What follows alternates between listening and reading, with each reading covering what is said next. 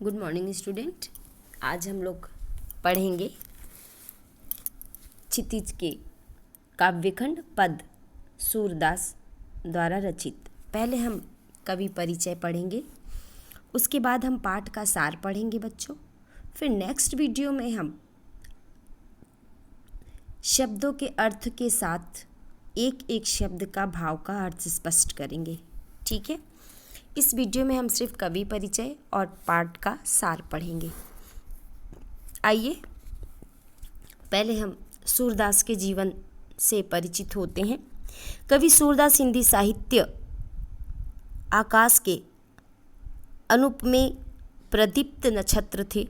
श्री कृष्ण के बाल्य जीवन का सजीव वर्णन करने वाले वात्सल्य सम्राट के नाम से प्रसिद्ध कवि का जन्म सन 1478 ईस्वी में रुनकता रेणुका क्षेत्र में हुआ था, जो मथुरा के निकट है।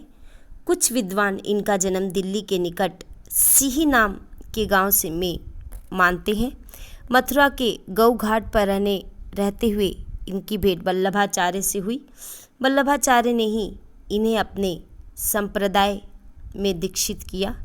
वल्लभाचार्य के शिष्य सूरदास जी अष्टछाप के कवियों में सर्वश्रेष्ठ थे। उन्हीं की आज्ञा से भगवत को आधार बनाकर इन्होंने पद रचना प्रारंभ की तथा मंदिर में रहते हुए स्वरचित पदों का कीर्तन करने लगे। कुछ लोग इन्हें जन्मांध मानते थे। जन्मांध मतलब जन्म से अंधे, परंतु कुछ विद्वान इन्हें जन्मांध नहीं मानते हैं। उनका तर्क है कि बाल्यकाल की अनुभूति किए बिना इस दृश्य का इतना सजीव चित्रण मुश्किल है जितना सजीव चित्रण इन्होंने किया है। जीवन भर श्री कृष्ण संबंधी पदों का गायन करने वाले सूरदास ने 105 वर्ष तक लंबा जीवन जिया। श्री कृष्ण भक्ति शाखा का ये सर्वश्रेष्ठ नक्षत्र सन 1583 में अनंत आकाश में सदा के लिए विलीन हो गए। इनकी रचनाएं सूरदास जी श्री कृष्ण संबंधित 1.25 लाख पदों की रचना की, जिनका आधार भगवत कथा थी। इन पदों से लगभग 7000 पद की उपलब्ध है, जिन्हें 3 प्रमाणिक ग्रंथों में संग्रह किया गया है: सूर सागर, साहित्य लहरी और सुर सरावली। इन रचनाओं में सूरदास सर्वाधिक प्रसिद्ध है। इनमें श्री कृष्ण की लीलाओं का वर्णन है। काव्यगत विशेषताएं: सुर के काव्य में भक्ति की पराकाष्ठा देखने को मिलती है, किंतु सूरदास जी कृष्ण के प्रति साख्य भाव रखते थे। फिर भी इनके काव्य में वात्सल्य सुख की अनुभूति है। काव्य में श्रृंगार और वियोग की पीड़ा है। श्रृंगार के वर्णन में सूरदास जी ने अन्य सभी कवियों को पीछे छोड़ दिया है। भाषा शैली: सुर के काव्य में भाषा ब्रज भाषा है।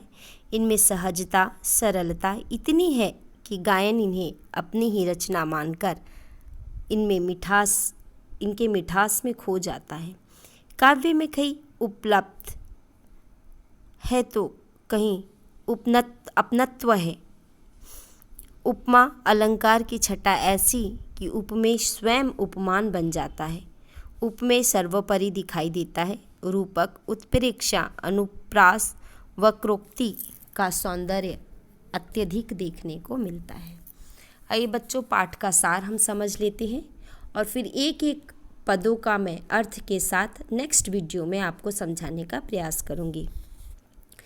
4 पदों से संकलित ये पाठ, जिसमें पहला पद ये क्या है, पाठ का सार मैं आपको बता दूं।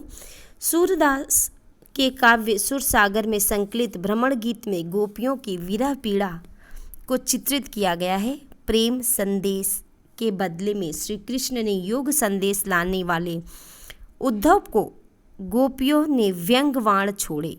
व्यंग्यवाणों में गोपियों का हृदय स्पर्शी उल्लहना है, साथ ही श्री कृष्ण के प्रति अन्यन प्रेम प्रकट हो रहा है। इस प्रकार इस पदों में श्री कृष्ण के प्रति अन्यन प्रेम और विरह पीड़ा का चित्रण है। पहले पद में बताया गया है कि यदि उद्धव प्रेम की धागे में बंधे होते तो विरह की पीड़ा को अवश्य समझ सकते। उद्धव कितनी ही भाग्यशाली है जो श्री कृष्ण के समीप रहते हुए भी प्रेम बंधन में नहीं बंध सके। वे कमल पत्र और तेल युक्त घड़े की तरह ही रहे जिस पर पानी ठहरता ही नहीं, जिन्होंने प्रेम नदी में अपना पैर तक नहीं डुबोया। गोपियों ही ऐसी भोली अबला है जो न जाने क्यों प्रेम के बंधन में वैसे ही बंधी चली गई जैसे गुड़ से चींटियाँ चिपटती चली जाती है। देखिए दूसरे पद में गोपियों ने श्री कृष्ण के प्रति अपने प्रेम की गहराई की अभिव्यक्ति किया है। गोपियाँ किस प्रकार मन महसूस कर रह जाती है। गोपियाँ कहती है कि मन की अभिलाषाएं मन में ही रह गई। श्री कृष्ण के आने की प्रतिज्ञा में हम व्यथा को सहन कर रहे थे। अब उनके द्वारा भेजे गई इस योग साधना के संदेश ने हमारी पीड़ा को और बढ़ा दिया है। ऐसी दशा में कैसे धैर्य धारण किया जा सकता है। तीसरे पद में गोपियों ने योग साधना के संदेश को कड़वी ककड़ी के समान बतलाया है। श्री कृष्ण के प्रति अपने एकनिष्ठ प्रेम में दृढ़ विश्वास प्रकट किया है। गोपियाँ हारिल की लकड़ी की तरह श्री कृष्ण को छोड़ने में अपने आप को असमर्थ बताती है। वे कहती है कि श्री कृष्ण के बिना जिया नहीं जा सकता।